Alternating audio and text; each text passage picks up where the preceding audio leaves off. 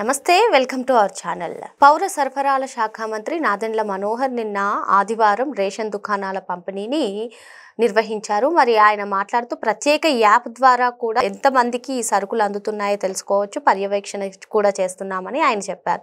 మరి మొత్తానికి ఇదిలా ఉంటే జగన్మోహన్ రెడ్డి ఈ రేషన్ వాహనాల రద్దుపై చేసినటువంటి ట్వీట్ని ఏ విధంగా చూడాలి?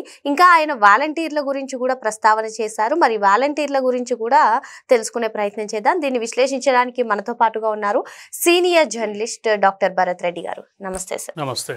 రేషన్ వాహనాల రద్దు ఏదైతే ఉందో ఇది అసలు అప్రజాస్వామ్యం.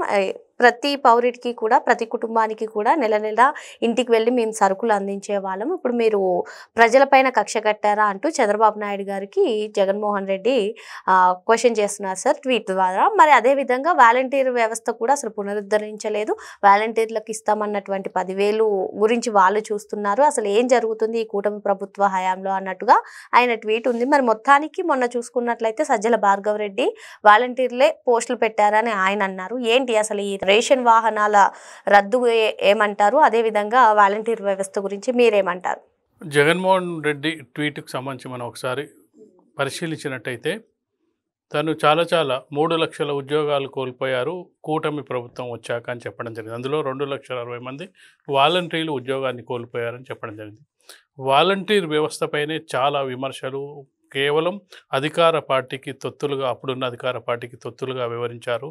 కేవలం కార్యకర్తలుగానే పనిచేశారు కానీ ప్రజలకు ఉపయోగపడలేదు, అందులో కూడా చాలా స్కామ్ జరిగింది అనేది కూడా ఆరోపణలు వచ్చిన నేపథ్యంలో మీరు చెప్పినట్టుగా ఈ ఏదైతే సోషల్ మీడియాలో ప్రచారానికి సంబంధించి వాలంటీర్లే పనిచేశారంటే వాలంటీర్లతోటి వీళ్ళు ఏమేమి పనులు చేయించారనేది చెప్పకనే చెప్తున్నారు. వాలంటీర్లు వ్యవస్థను పెట్టుకునేందుకు ప్రజలకు, ప్రభుత్వానికి సంధానకంతగా అందుబాటులో ఉండడానికి, ఏదైనా సమస్యలు వస్తే వాళ్ళ ద్వారా ప్రభుత్వం దృష్టికి తీసుకెళ్ళడానికి వాలంటీర్ వ్యవస్థను తీసుకురావడం జరిగింది. కానీ ఇక్కడ వాళ్ళ కామెంట్ అనేది చూసుకున్నట్టయితే సజ్జల భార్గవ్ రెడ్డి చెప్పింది ఏంటి, మీరు సోషల్ మీడియాలో పోస్టులు పెట్టారంటే సోషల్ మీడియాలో పోస్టులు వాలంటీర్లు పెట్టారు, నాకు తెలియదు అని చెప్పారు. అంటే వాలంటీర్లు దేనికోసం పనిచేశారు, ఎందుకు పెట్టారు వాళ్ళు, ఒకవేళ వాళ్ళు పోస్ట్ పెట్టినట్టయితే వీళ్ళు ఎందుకు వాళ్ళని తీసేయలేదు, ఎందుకు ఖండించలేదు అనే క్వశ్చన్ వస్తుంది.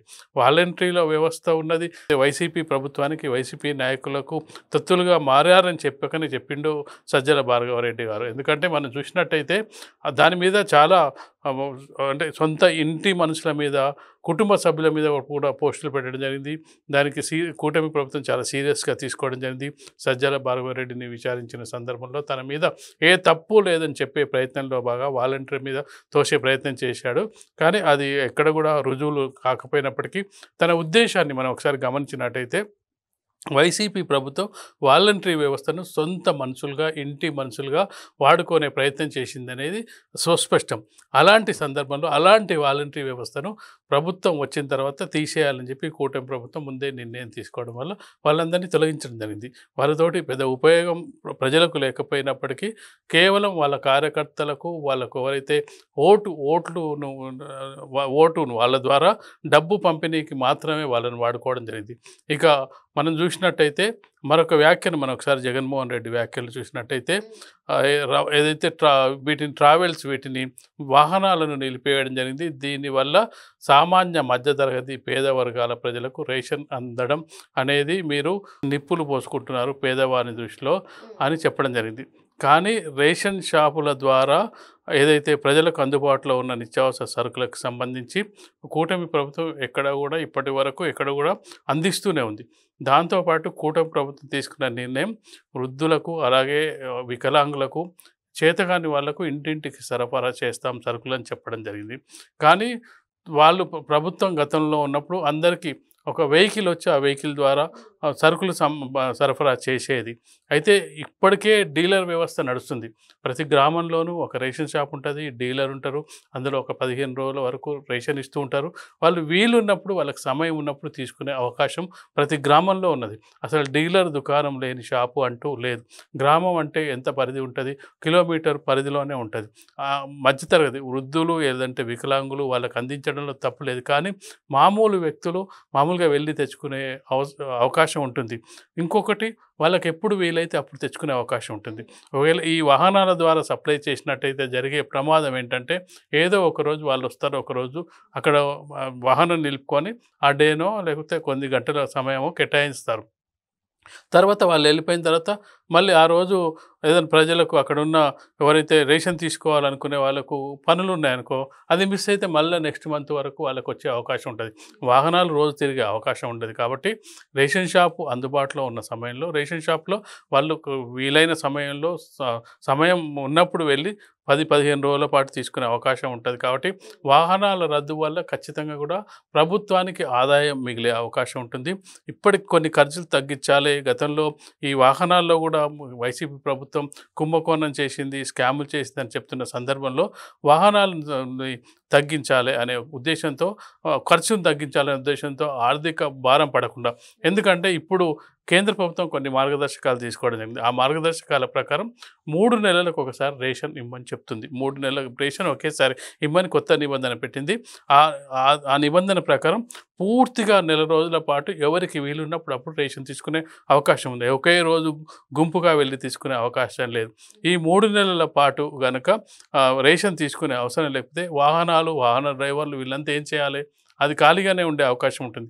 కాబట్టి కూటమి ప్రభుత్వం తీసుకున్నది ఏంటంటే, కేంద్ర ప్రభుత్వ నిర్ణయాలకు అనుగుణంగా ఇప్పుడు 3 నెలలకు ఒకసారి రేషన్ తీసుకునే సందర్భంలో మరీ వారం రోజులు 10 రోజులు ఇచ్చినట్టయితే ఎక్కువ సంఖ్యలో ఎవరైతే రేషన్ లబ్ధిదారులు ఉన్నారో వాళ్ళు ఇబ్బంది పడకుండా ఉండడానికి పూర్తిగా నెల రోజుల పాటు రేషన్ అందించినట్టయితే ఎప్పుడు వీలుంటే అప్పుడు తీసుకునే అవకాశం ఉంటుందనే ఉద్దేశంతో కేంద్ర ప్రభుత్వ సూచనలకు సలహాలకు అనుగుణంగా కూటమి ప్రభుత్వం తీసుకోవడం జరిగింది. వాహనాల కుంభకోణానికి సంబంధించి, వాలంటీర్ల కుంభకోణానికి సంబంధించి ఇప్పుడు ఒకవైపు ఎంక్వైరీ జరుగుతుంది.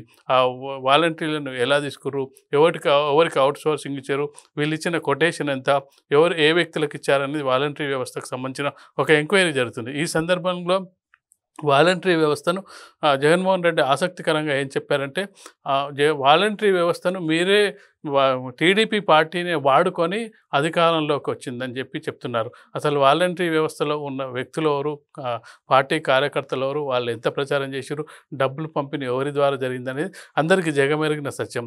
టీడీపీ వాలంటరీ వ్యవస్థను వాడుకొని అధికారంలోకి వచ్చిందని చెప్తున్న జగన్మోహన్ రెడ్డి అసలు వాలంటరీ వ్యవస్థను ఎందుకు తెచ్చాడంటే టీడీపీకి సహాయం చేయడానికి తెచ్చాడా, తనని సహాయం చేసుకోవడానికి తెచ్చాడా అనేది అక్కడ మనకు వినిపిస్తున్న ప్రశ్న.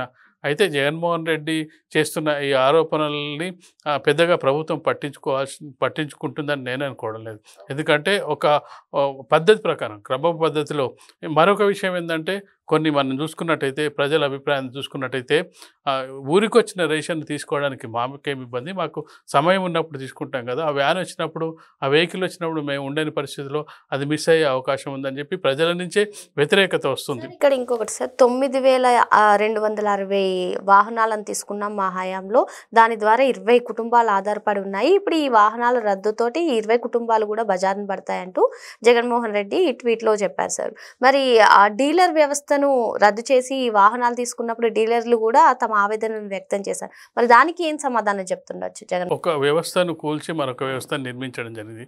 ఏ వ్యవస్థ పటిష్టంగా పనిచేస్తున్నామని చూడాలి. ఒకే రోజు వచ్చిపోయే వ్యవస్థ కరెక్టా, లేకపోతే డీలర్లు 15 రోజుల పాటు రేషన్ ఇచ్చే వ్యవస్థ కరెక్టా, ప్రజలకు అందుబాటులో? మరొక విషయం ఏంటంటే, ఒక డీలర్ అనే వ్యక్తి ఒక గ్రామానికి చెందిన వ్యక్తి ఉంటాడు. అదే గ్రామంలో నివసిస్తుంటాడు, అదే గ్రామంలో రేషన్ అందుబాటులో ఉంటుంది. రేషన్ బియ్యం ఎప్పుడు ఇస్తాడు, రేషన్కి సంబంధించిన సరుకులు ఎప్పుడు ఇస్తారని చెప్పి కమ్యూనికేట్ చేస్తుంటాడు. వచ్చే వాళ్ళు వేరే గ్రామం నుంచి వస్తుంటారు, వేరే దగ్గర నుంచి వస్తారు. వాళ్ళకు అవగాహన ఉండదు, ఆ గ్రామంపై కానీ వారిపై అవగాహన ఉండదు. ఒక వ్యవస్థను రద్దు చేస్తే మరొక వ్యవస్థ నీకు అనుకూలమైన వ్యవస్థను తీసుకొస్తున్నప్పుడు సేమ్ క్వశ్చన్ అప్పుడు కూడా వస్తుంది. డీలర్ వ్యవస్థను ఇప్పుడు ఒక ఆంధ్రప్రదేశ్లోనే ఇలాంటి వ్యవస్థ రద్దయింది. మిగతా అన్ని రాష్ట్రాల్లో దేశవ్యాప్తంగా కూడా డీలర్ల ద్వారానే, ప్రజా పంపిణీ వ్యవస్థ ద్వారా సరుకులు ఈ రేషన్ అందుతుంది కదా. అంటే ప్రత్యేకంగా ఎందుకు డీలర్ వ్యవస్థను తొలగించాల్సి వచ్చింది అనేది ఇక్కడ ప్రశ్న. ఇప్పుడు అక్కడ ఎవరైతే 20,000 కుటుంబాలు రోడ్డున పడుతున్నాయని చెప్తున్న సందర్భంగా వారి పక్షాన వారికి మరో ఉపాధి కల్పించాలని డిమాండ్ చేసే అవకాశం ఉంది. వాళ్ళు ఈ వెహికల్స్ని తీసేయడం వల్ల ఈ కుటుంబాలు రోడ్డున పడుతున్నాయి, వాళ్ళకు కూడా మరో ఉపాధి కల్పించండి అని చెప్పి ప్రభుత్వాన్ని కోరే కోరే హక్కు ఉంది, డిమాండ్ చేసే హక్కు ఉంది. సేమ్ టైం ఏంటంటే ఇక్కడ ఈ వాహనాలకు సంబంధించి కొనుగోలు అన్ని వాహనాలు ఎందుకు చేయాల్సి వచ్చింది, అందులో ఎంత స్కామ్ జరిగింది, అది ఎవరికి కొటేషన్ ఇచ్చారు, ఇవన్నీ కూడా ఎంక్వైరీలు అవుతున్నాయి. ఈ వాహనాలు ఈ రేషన్ బియ్యం సరఫరా చేయని సమయంలో ఆ వాహనాలు ఏం చేస్తాయి అనేది కూడా ప్రశ్న. రేషన్ డీలర్ ఉన్నాడంటే రేషన్ డీలరు పూర్తిగా షాప్లో కూర్చొని ఉంటాడు, మార్నింగ్ నుంచి మధ్యాహ్నం వరకు ఉంటారు, ఆ టైమింగ్స్ ఉంటాయి, ఆ టైమింగ్స్ ప్రకారం వెళ్ళి తెచ్చుకునే అవకాశం ఉంటుంది. దీనికి సంబంధించి ఒకేసారి ఒక్కరోజు వస్తురంటే గ్రామంలోని ప్రజలందరూ కూడా ఒకేసారి ఎగబడే అవకాశం ఉంటుంది, కొంత గందరగోళం ఉండే అవకాశం కూడా ఉంటుంది. ఒక వ్యవస్థ ఉన్నప్పుడు ఆ వ్యవస్థను తొలగించాలంటే దానికైనా మెరుగైన వ్యవస్థను తీసుకురావాలి, కానీ దానికంటే ఇంకా ప్రజలను గందరగోళం చేసే వ్యవస్థను తీసుకున్నట్టయితే ఇబ్బంది పడుతుంది. తను చెప్పినట్టుగా వృద్ధులకు ఏదో వికలాంగులకు ఇంటి వద్దకు సరఫరా చేయడం అనేది అది కరెక్ట్ పద్ధతి. దాని కూటమి ప్రభుత్వం కూడా ఎవరైతే వృద్ధులు వికలాంగులు అంటే బయటికి వెళ్ళాలని వాళ్ళు ఉంటారో వాళ్ళకు ఇంటికి పంపిస్తామని చెప్పడం జరిగింది. అది సరిపోద్ది. ఇప్పుడు అందరికీ ఇవ్వాల్సిన పని లేదు. ఏదైనా స్కీమ్ పెట్టినప్పుడు అందరికీ ఫ్రీగాను అందరికీ అవైలబుల్గా ఉండాల్సిన పని లేదు. ఎవరికైతే లబ్ధిదారులు వాళ్ళకు ఇబ్బందులు ఉన్నాయో వాళ్ళకి చేరవలసిన అవసరం ఉంటుంది. ఇంటి దగ్గరికి బియ్యం ఇచ్చి ఇంటి దగ్గరికి అంత ఇచ్చిన తర్వాత మనం కామెంట్స్ చూసినట్టయితే ప్రజల్ని సోమరిపోతులుగా తయారు చేయడానికి తప్పిస్తే వాళ్ళు చేతనైన వాళ్ళు లేకపోతే వాళ్ళు నడవగలిగిన వాళ్ళు రేషన్ షాప్ దగ్గరికి వెళ్ళి తీసుకోలేరా అనే ఒక చర్చ జరుగుతున్న సందర్భంలో అది పెద్ద జగన్మోహన్ రెడ్డికి పెద్ద కలిసి వచ్చే అంశంగా అయితే మనకు కనిపించట్లేదు. మరో అంశంతో మళ్ళీ కలుద్దాం. Thank you sir.